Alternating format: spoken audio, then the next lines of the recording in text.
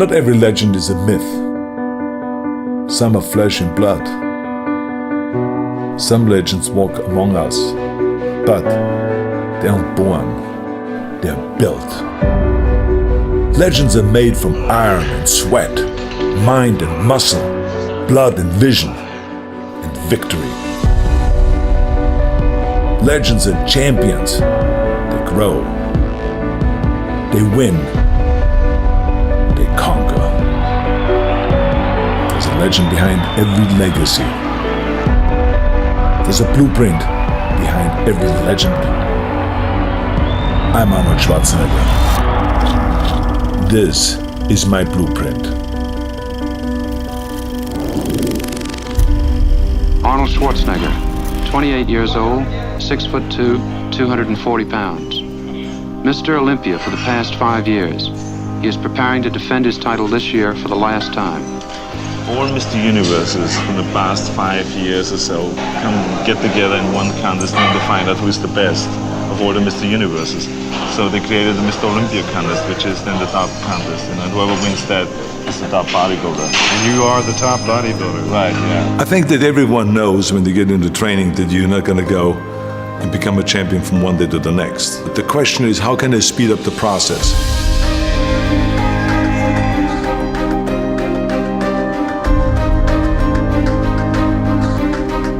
And then the important thing is that you train the proper way, which is to train the basics. That if it is the squats, if the two-arm curl, if it's the bent over rowing, if it's the clean and the press, the bench press, the incline press, the dumbbell press, all of those basic exercises. And that's what you need to do, especially the last 3 months before competition. You got to shock the muscle, and shock the muscle with different kind of training principles.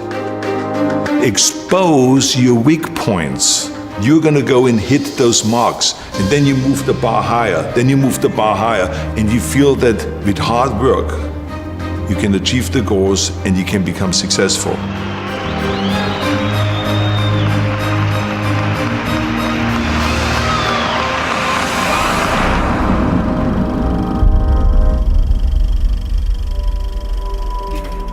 The important thing for people to recognize is that not everyone wants to be a champion.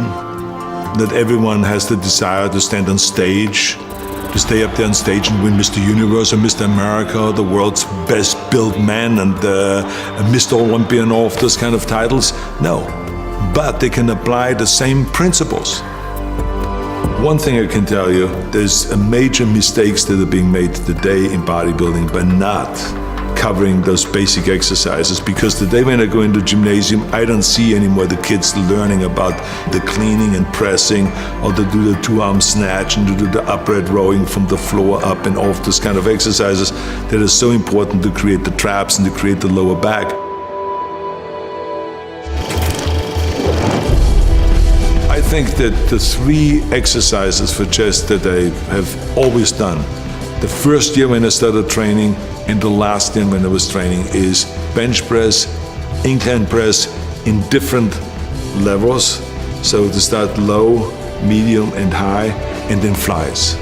I mean, to me, the flies was an exercise that gave me the full pectoral muscle development, because I went all the way out and almost hitting the ground. And I was a big believer in expanding the chest as much as possible and giving that stretch, because remember, with muscles, the important thing always is to get the stretch and to get the flex. And so to me, that going all the way out with the dumbbells as far as you can to get that stretch, and then to come in and then to have the dumbbells touch and then flex like you're doing the most muscle on top, and then going out again. Those are the kind of exercises to me that were like, you could not replace them with any machine. This was it. One of the main things, of course, in order to create size and to create muscle growth, which will sometimes the body will hit a wall. And what that basically means is that the body is saying, look, I know all your tricks. I know you're gonna start first with bench press. And then I know you're gonna walk over to the chin-up bar and do chin-ups. And then I know you're coming back to the bench press, and then you go to the chin-up bar and come back to bench press. I know that routine. I know exactly everything you do, and I am prepared for that. So you have to go and use the shocking principle.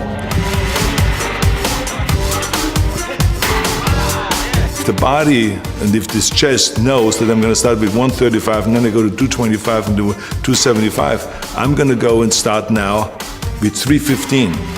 And I'm going to do 20 reps with 315. And then I'm going to go and have the guys pull off plates. And then I have 225 left. And then I'm going to do another 10 reps. And then I'm going to have them take off another 45-pound plate, and then I have 135 left. And then I'm going to go to do another 10 reps. Or maybe if I can, do 15 or 20 reps. And let's see if the pectoral muscle is used to that. And then all of a sudden you will find that your pectoral muscle is shaking after that, and you don't know what to do because it's cramping and it is being tortured and it is in pain because you have now shocked the muscle. Bend over rowing with a barbell and the T-bar rowing. I mean, any kind of a rowing exercise that gives you the thickness. Those are the exercises I always rely to, again, from the beginning to the end. There's a lot of bodybuilders that have a kind of a deficiency when it comes to the lower back and to the striation of the lower back, which you only get from stiff-legged deadlift and from regular deadlift and from bent over rowing and all the stuff without supporting your chest. You got to let your body free and let the lower back hold you up while you're doing the bent over rowing. And we did like off the bench, balancing on the bench up to 315 pounds bent over rowing, because that's what gave you then that strength in the back and gave you the thickness of the back. Because remember, when you train the back, you need the width and you need the thickness. But you need the thickness on the lower part of the back, you need the thickness on the top of the back and the outer back and then the center back. So you got to train and find exercises for all of those different things. Curls, barbell curls. I was up doing reps with 275 in the barbell curl. Many times we would start out with a heavy weight, and do just one rep. Then have them pull off plates on the curl, but just enough that they can now do 2 reps. Then pull off plates and do 3 reps. Then pull off more plates and do 4 reps after that. And so this is how I would go up until, without ever putting the bar down, to really let the bicep know, you don't know what's coming. You're not gonna get used to my training method. I'm gonna have all kinds of tricks up my sleeve. But I mean, it was absolutely essential to do the barbell curl to create the thickness of the bicep, to do the dumbbell curl on an incline bench, and to do the concentration curl. Because the concentration curl isolated the biceps with heavy weights, not with light weight, but with heavy weight, but to isolate it and to really concentrate and to create that peak on the outside of the bicep that you need when you do your back shots.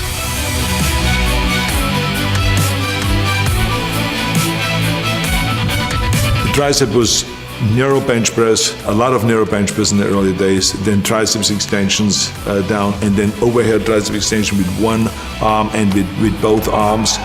And then also tricep extension onto a bar, where you let the body, the head go onto a bar and press out in order to use your own body weight.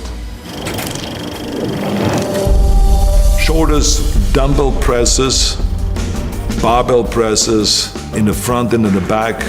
I mean, we always did the rear press behind the neck kind of presses, the military presses, the dumbbell press, which is now called the Arnold press, because there was a certain way that was done in order to really create the stretch of the front delta and to come down with the elbow here, not just to here, but to come all the way down and then to rotate out and go up and to get that full flex. And then lateral raises, and especially bent over lateral raises on a bench. That is a 45-degree bench. This is a specialty that I've learned at Vince Gironda's gym. And he had this cutout on the face where you could still breathe, where you don't have to look sideways, but you can breathe. But it is 45 degrees, and to turn your wrist outward like this. And it is a fantastic rear deltoid exercise. We many times went into the gym just as one day a week, where we went to 110-pound dumbbells and we did dumbbell presses. We did 6 reps. That's all I could do, 6 reps. So we picked up the 100 and did another 6 reps. Put them down and took the 90s and did another 6 reps. And then we picked up the 80s and we went all the way down to the 40s. and barely could do 6 reps then with the 40s. But I can tell you that I did not know where to put my arm because my deltoids were screaming. They were in pain. Why? Because I shocked the muscle. Squats is, I think, the most important exercise to create thighs, big thighs. Squats, rear squats, front squats, leg extensions, lunges, stiff-legged deadlifts, or good morning exercise with stiff legs, and a lot of leg curls. Then we sometimes, in order to shock the body in the muscle, we would switch from squats to leg press, to just load up the leg press machine and do a lot of leg press and stuff like that. There would be regular ab training that we did for abs, which is just leg raises with straight legs, leg raises with bent knees, sit-ups, Roman chair sit-ups, which gives you the 500 reps, which was an absolute necessity and we all believed in, and then crunches. Everything fits together now, and all I have to do now is get my posing routine down more perfect, which is almost impossible to do, you know. It's perfect already. Oh yeah, it's down to a point. Wait when you see it. I think the important thing is that you always go all out on every set and that you really, don't save yourself for the next set, because that's another big mistake that a lot of people make. They say, okay, I'm going to do 20 sets, so I better take it easy in the 3rd and 4th set and then the 5th set and then the 10th set because I still have 10 sets to go. But that's the wrong approach. Each set ought to be going all out. Well, I think the most important thing is that you eat the right way and that you get in the amount of protein that your body needs. And there's always, of course, a debate, how much protein does the body need? I always lived off the formula that for every pound of body weight, I want to get 1 gram of protein. The challenge, of course, is that how do you get this 250 grams into the body and have the body take it all in rather than just letting it go through. I felt like that for me, it worked best when I had 5 meals a day. There's some people that can work with 3 meals. For me, 5 meals was the answer. And the reason is because I never was a big eater. I always felt comfortable with a regular sized steak. If you give me a 10-ounce steak, even in my heyday, I was happy. And to have a little bit of vegetables, so to have some sliced tomatoes on it and then some salad or something like that, I'm fine. In the morning, if you gave me just 3 scrambled eggs with a little bit of bacon and or sausage with some cut in tomatoes and onions, I was fine with that. The only thing is that 2 hours later, after that breakfast, I was hungry.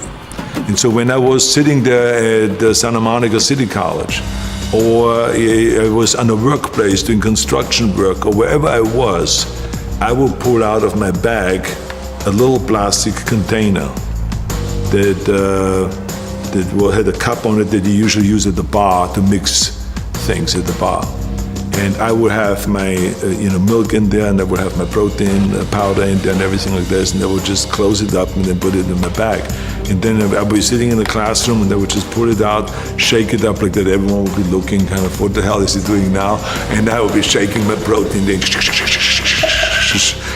like a bartender doing all the little tricks, and then I would drink it, close it up and put it away. And that to me was the additional kind of 30 grams of protein that I needed at that time. And then I would be, an hour later going to the gym, and then we'll be working out for 2.5 hours, and then we would go for lunch, and there will be a late lunch, and then I will have again a regular steak, and then 2 hours later after that, I will have another one of those protein drinks. So I would have 2 times a day protein drinks. That in order to get the 250 grams of protein, because as I said, it is absolutely essential that we have enough protein so that you can really experience the muscle growth. But we have to recognize that we will not get all of the nutrients, the vitamins, the minerals, and the proteins, and all of the stuff that the body needs just with regular meals. This is why we have supplements, and that's why they are called supplements, because we are supplementing because we don't get enough from regular meals, no matter how healthy and how good you eat. All 3 contestants, Lou Ferrigno, Serge Nubret, and Arnold Schwarzenegger, for a pose down for the final decision for the judges. So now I've built a certain amount of mass during the year, and I have worked now on certain weak points throughout the year. And now with the combination of the diet and of higher repetitions and more exercises and more sets, take that mass and chisel it down and work on the details. And that's why I call the period before competition the most exciting period, because that's where you really have to concentrate, pay a close attention to it every day, look at yourself in the mirror in an honest way, and expose your weak points. That motivates you then. That's what makes you train harder. So you got to expose those weak points. But the key thing is to set little goals, to do the training every day, to eat the right way, and you're gonna go and hit those marks. Then you move the bar higher, then you move the bar higher. It is really exciting to do that, and you feel that with hard work, you can achieve the goals and you can become successful.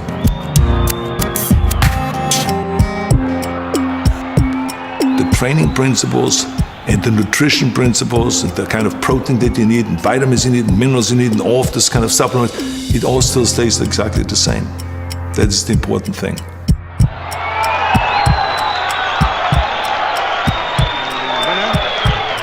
One and only, Arnold Schwarzenegger.